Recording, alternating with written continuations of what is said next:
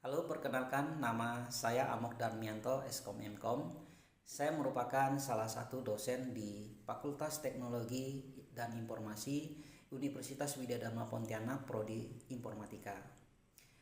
Saya mengajar mata kuliah atau mengampu mata kuliah jaringan komputer sesuai dengan keahlian saya, di mana mata kuliah ini disajikan pada mahasiswa semester 6. Tujuan pembuatan video ini dibuat untuk mengikuti proses sertifikasi dosen yang diselenggarakan oleh Kemendikti tahun 2026. Video ini saya susun sebagai pernyataan diri dosen dalam unjuk kerja Tridharma Perguruan Tinggi khususnya di bidang pengajaran. Pada kesempatan ini saya akan memaparkan materi mata kuliah jaringan komputer yang saya ampu sesuai dengan keahlian yang saya miliki. Mata kuliah ini disajikan untuk mahasiswa semester 6 ya, untuk sebagai bekal bagi mereka untuk keahlian berkarya. Mata kuliah jaringan komputer ini terdiri dari 4 SKS bobotnya ya, dan disajikan dalam satu minggu itu 2 kali pertemuan. Jadi kalau di total ya selama satu semester totalnya adalah 28 kali pertemuan, ditambah dengan ujian semester dan ujian akhir semester. Materi yang disajikan di mata kuliah jaringan komputer ini meliputi ya, pertama pengertian jaringan komputer itu seperti apa, pemanfaatannya di masyarakat, di kehidupan nyata. Kemudian juga ada standar-standar yang digunakan di jaringan komputer yang kita nanti pelajari di OSI layer. Kemudian juga nanti disampaikan tentang perangkat-perangkat yang digunakan ketika kita membangun jaringan komputer. Mahasiswa juga akan menerima materi tentang media transmisi yang digunakan untuk menghubungkan perangkat satu dengan perangkat yang lainnya. Kemudian materi akan dilanjutkan dengan sistem pengalamatan yang digunakan ketika membangun jaringan komputer. Setelah itu, mahasiswa akan disajikan materi tentang subnetting, yaitu materi yang digunakan untuk membagi-bagi jaringan menjadi klaster-klaster kecil. Kemudian nanti setelah meet, mahasiswa akan disajikan materi tentang routing. Routing itu untuk menghubungkan jaringan yang berbeda-beda. Kemudian materi berikutnya adalah tentang standar jaringan wireless yang digunakan ketika kita membangun jaringan wireless, dan juga nanti akan disajikan materi tentang perangkat-perangkat yang digunakan untuk membangun jaringan yang lebih advance. Materi ini disajikan dengan cara teori dan juga diselingi dengan praktek, dan kuliahnya berlangsung langsung di lab karena akan disajikan teori, konsep, kemudian langsung diiringi dengan praktek dan simulasi yang diselenggarakan perkuliahannya di laboratorium jaringan komputer langsung.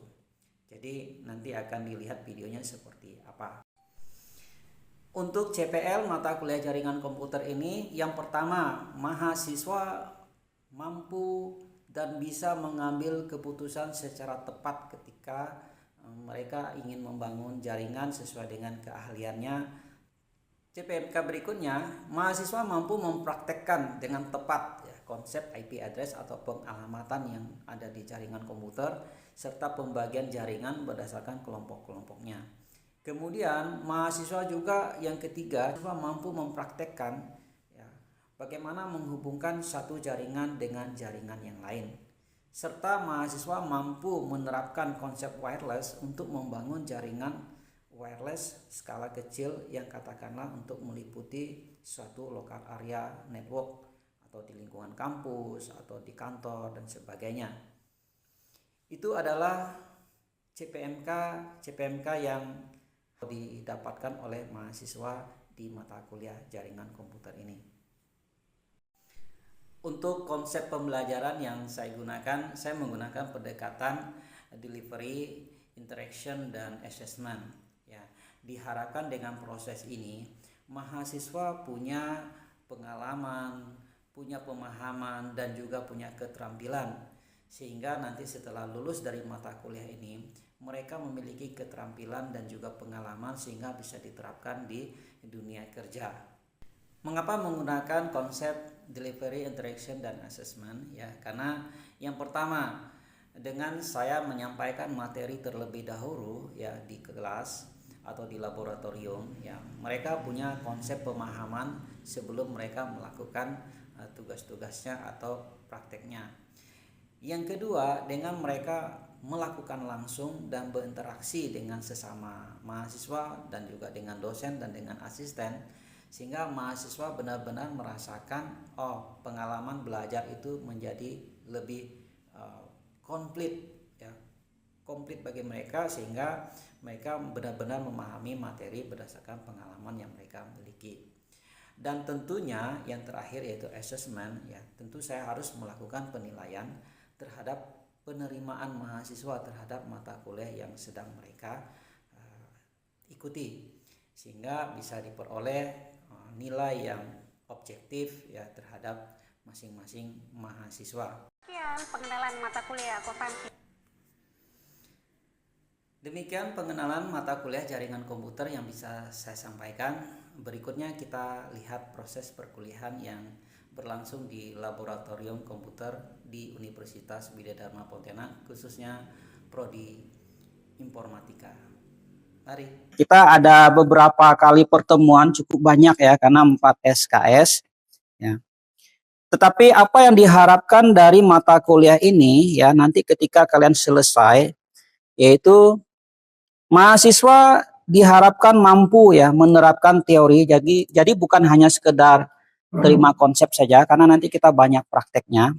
Jadi mahasiswa diharapkan bisa menerapkan teori untuk mengidentifikasi kebutuhan bagaimana membangun jaringan ya, jaringan komputer yang aman, efisien sesuai dengan kebutuhan katakanlah dunia usaha ya. Seperti yang tadi Bang Matil bilang, untuk diterapkan di berbagai katakanlah kebutuhan yang berbeda gitu ya Bang ya.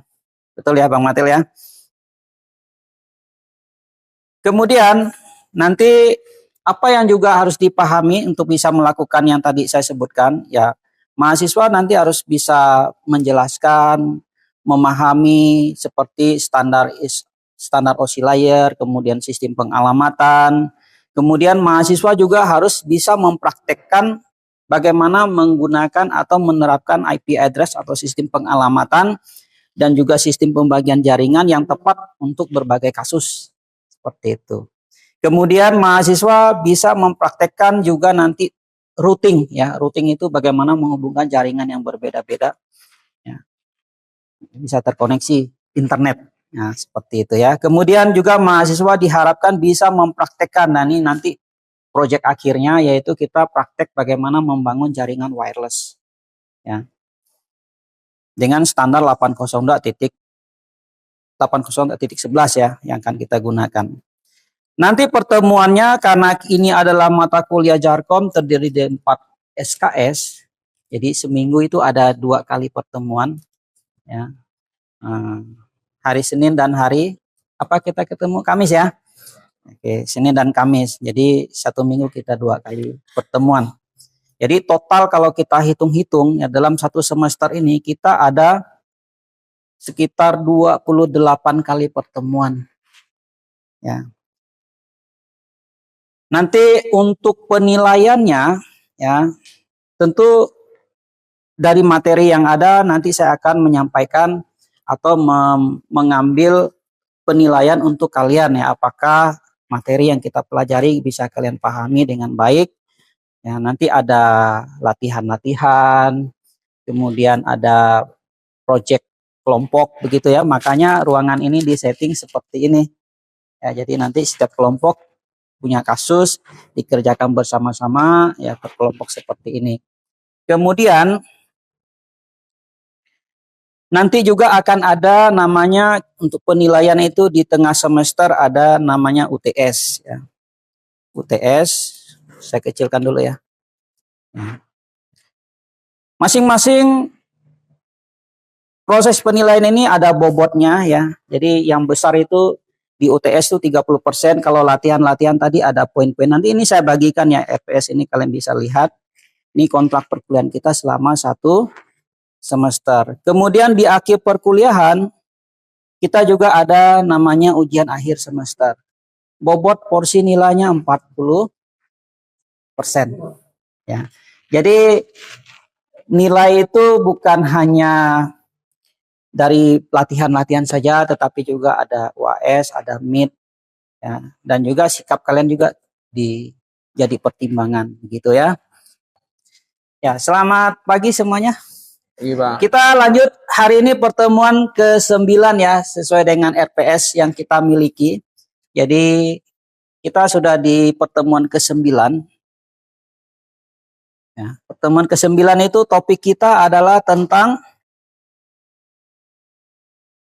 apa? Halo semua.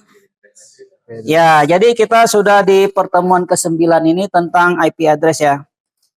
Jadi topik-topik nanti kita akan mempelajari IP address versi 4 itu seperti apa. Nanti ada pembagian kelasnya. Lalu nanti ada IP private, IP public itu seperti apa. Lalu nanti ada IP static dan IP dinamis seperti apa. Tentunya di awal ini agak lama ya di poin nomor 1 ini. Karena nanti kita mempelajari tentang formatnya, cara perhitungannya, pembagian kelasnya, dan sebagainya. Oke, kita lanjut saja untuk materi kita di pertemuan ke-9 dan sampai beberapa pertemuan ke depan kita akan mempelajari topik ini. Ya, IP address cukup panjang topiknya ya. Karena topik ini cukup banyak dan penting gitu ya untuk dasar kita mempelajari jaringan. Kalau tidak menguasai IP address dengan baik, ilmu jaringan kita tidak bisa berkembang. Saya pastikan itu. Ya. Tidak bisa berkembang. Atau kita ketemu kasus yang berbeda, nanti kita akan kesulitan. Ya. Kalau mau belajar jaringan lebih lanjut, ini adalah basicnya, pondasinya. Jadi IP address tolong dipahami dengan baik. Ya. Baik, IP address dari katanya ya ada IP ya. IP itu singkatan dari Internet Protocol ya. Nggak apa-apa. Internet Protocol. Jadi ketentuan-ketentuan yang harus dipenuhi di jaringan internet. Lalu ada kata address, alamat. Oke, address alamat. Pertanyaan saya, Jupri, kamu punya HP? Punya. Caroline ya? Punya HP juga? Iya. Supaya HP-mu bisa terhubung dengan HP Jupri, apa yang harus ada di HP-mu dan HP Jupri? Hah? Bluetooth, apalagi? Yang harus ada di HP-mu supaya bisa, kalau enggak HP-mu hanya sebuah mesin biasa aja, enggak ada fungsi apa-apa. Sorry. Jaringan internet, ya betul jaringan. Tapi untuk bisa connect ke jaringan internet itu loh, harus apa yang ada? Waktu kamu beli HP, ya waktu kalian beli HP, biasa kamu harus beli apa lagi tuh? Yang bentuknya kecil itu? Hah? Apa? SIM ya? SIM, oke. Kalau nggak ada SIM gimana HP kita? Kamu nggak bisa kontakkan dengan dia kan? Betul kan? Telepon biasa pun nggak bisa kan? Harus ada SIM card-nya. Di SIM card itu berupa apa sih SIM card itu? Nomor. Betul ya? Nomor berapa HP-mu? 08 sekian begitu ya. Kamu sama 08 sekian. Nomor HP itu berfungsi supaya apa? HP-mu bisa dihubungi oleh HP orang lain. Ya. Kalau di HP dia harus punya nomor SIM ya, nomor kontak itu. Kita bilang nomor kontak atau nomor telepon atau nomor WA apalah kita nyebutnya. Tetapi biasanya berupa kartu yang dimana kartu itu sebenarnya menyimpan nomor saja.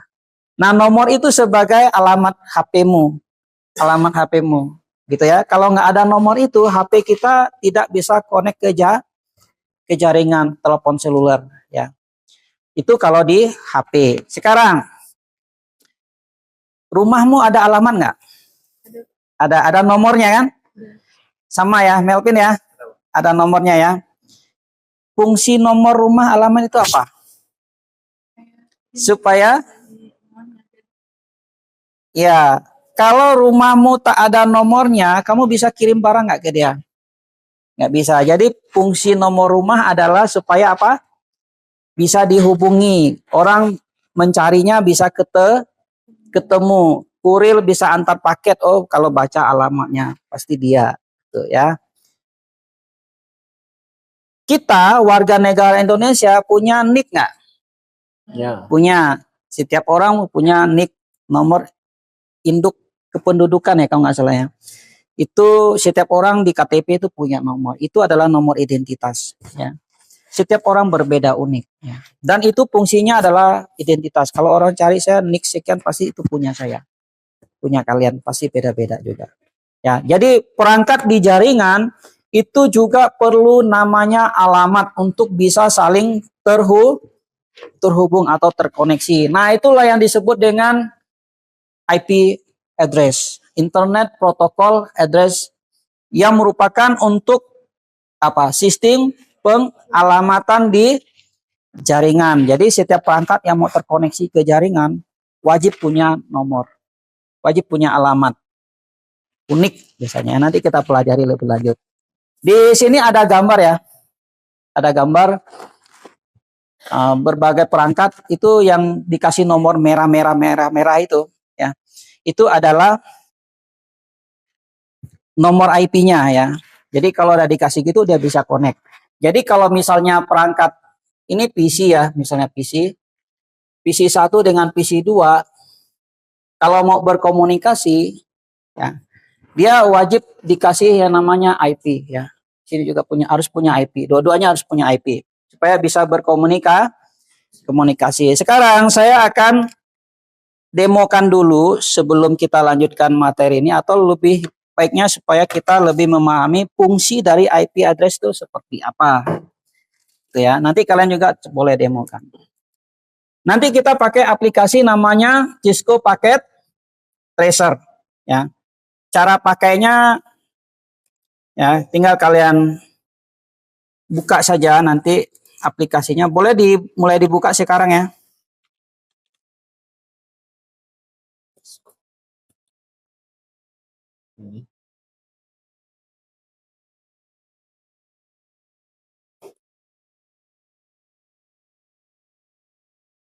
Ya, di PC kalian masing-masing itu ada. Boleh mulai dijalankan. Sudah ya? Halo semua? Sudah ya? Nah, sekarang perhatikan saya di layar dulu ya. Perhatikan di layar dulu. Saya akan demokan bagaimana fungsi dari IP itu supaya perangkat itu bisa terhubung ya. Jadi saya pakai perangkat namanya switch. Kita sudah belajar tentang perangkat-perangkat jaringan di pertemuan keberapa kemarin itu. Jadi saya gunakan switch di sini, dan perangkat akhirnya saya pakai laptop seperti ini ya. Tinggal kita drag and drop seperti ini. Nah, saya hubungkan switch dengan laptop ini, dan saya kalau posisinya seperti ini, maka laptop saya itu hanya ya sekedar laptop aja, tapi belum bisa berkomunikasi antar laptop 1 dengan laptop 2 karena belum ada alamatnya ya. Untuk bisa berkomunikasi ya saya harus kasih alamat ke sini. Cara kasih alamat seperti ini ya. Kita klik config di sini, saya ke pas Ethernet ya, saya bisa kasih IP-nya. Ini kita terima aja dulu angka-angkanya seperti ini, nanti kalian ikuti saja dulu. Ini hanya untuk memberi gambaran bahwa perangkat ini harus diberi alamat supaya bisa dihubungkan dengan dengan yang lain seperti itu. Jadi IP-nya adalah 192.168.1.1 seperti itu ya. Kemudian saya close seperti itu saja, kasih alamatnya, kasih IP ya. Yang ini juga saya kasih hal yang sama. Ya, cuma nomornya harus berbeda. Tadi ujungnya itu 1.1, ini ujungnya 1.2, depannya masih sama. 192.168.1.2 ya. Nah, kalau sudah begini, perangkat laptop yang pertama sudah dikasih alamat, yang kedua juga sudah dikasih alamat, harusnya kita bisa menghubungkan mereka, kita bisa simulasikan. Saya mengirim paket dari sini ke sini. Bukti bahwa mereka terhubung itu, paket bisa dikirim dari sini dan nyampe ke sini. Kayak orang ngirim paket real dari ekspedisi seperti itu ya, atau kalian ngirim surat gitu ya. Sekarang sih jarang kirim surat ya, kalau dulu sering. Saya simulasi saja. Saya kirim paket dari sini menuju ke sini gitu ya. Nah, kalau paketnya nyampe bisa berangkat, nah ini udah sampai ya. Saya balik lagi. Nah, ini artinya dua perangkat ini, laptop 1 dan laptop 2 itu terhubung. Sekarang saya hapus nih alamatnya. Ya, saya hapus ya alamatnya ya. Alamat laptop 2 ini. Saya hapus. Apa yang terjadi? Sekarang saya sudah tak bisa kirim paket lagi dari laptop 0 ke laptop 1 ini. Dan nggak bisa ya, sudah tidak bisa. Karena alamatnya sudah tidak ada. Yang ini masih ada, tapi yang ini nggak ada. Karena nggak ada, ya kita nggak bisa hubungi dia. Sama seperti HP tadi, kalau nggak ada SIM card, itu tidak bisa dihubungi. Dia hanya sebuah perangkat mesin HP saja. Rumah, kalau tidak ada alamatnya pun kita tidak bisa carinya. Ya, mungkin kalau menduga-duga bisa, tetapi itu sangat sulit. Ya, kalau sudah tahu mungkin bisa ketemu, tapi kalau saya suruh kalian cari, rumah Budiman ada di Singkawang, tapi nggak tahu nomornya berapa. Carilah. Kira-kira ketemu nggak? Rumah Budiman di Singkawang. Alamatnya mana? Nggak ada alamatnya. Tapi kalau saya bilang, tolong cari alamatnya. Misalnya Trisyanto. Trisyanto alamatnya di mana Trisyanto? Kota Baru. 15. Jalan apa bang? Jalan Perdamaian. Nomor 15. Pasti ketemu. Kota Baru ya, Pontianak ya. Kuburaya gitu. Kuburaya, oke, sip. Nah sekarang kalian coba simulasikan ini yang sudah saya kasih contoh tadi. Boleh dipraktekkan ya. Dari awalnya belum ada alamat, tak bisa kirim data. Nanti setelah dikasih alamat, akhirnya kalian bisa simulasikan ngirim paket data. Boleh dipraktekkan? Halo semua? Ya, boleh. Ya. Kalau ada kesulitan, tolong kasih tahu ya. Nanti dibantu.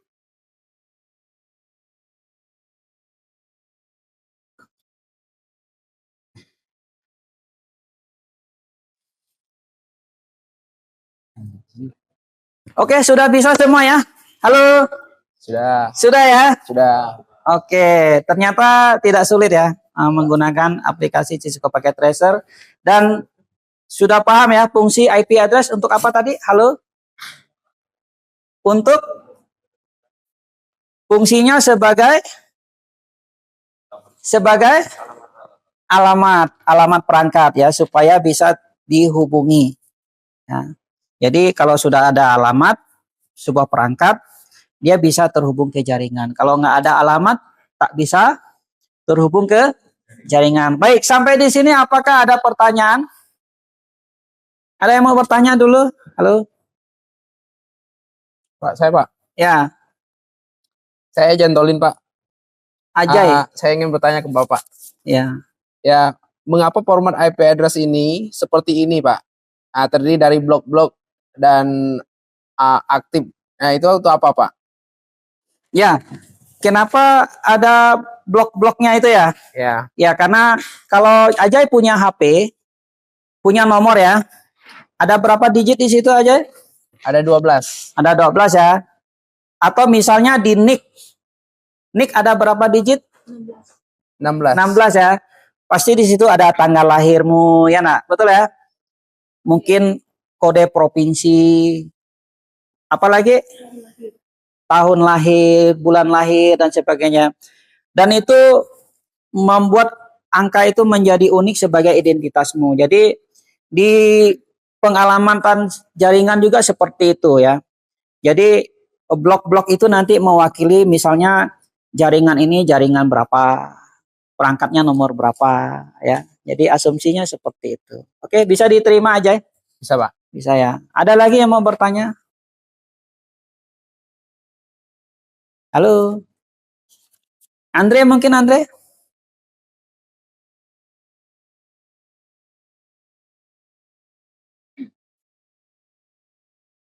Atau saya yang bertanya nih? Nah, ya boleh ya saya bertanya ya. Halo semua. Nah, Matel ya, Matel. Matel. Tadi fungsinya IP address apa Matel? Sebagai alamat bagi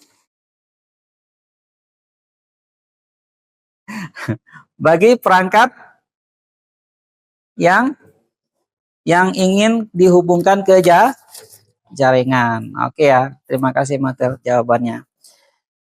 Ya, kalau tidak ada pertanyaan lagi kita cukup materinya sampai di sini. Apakah bisa diterima?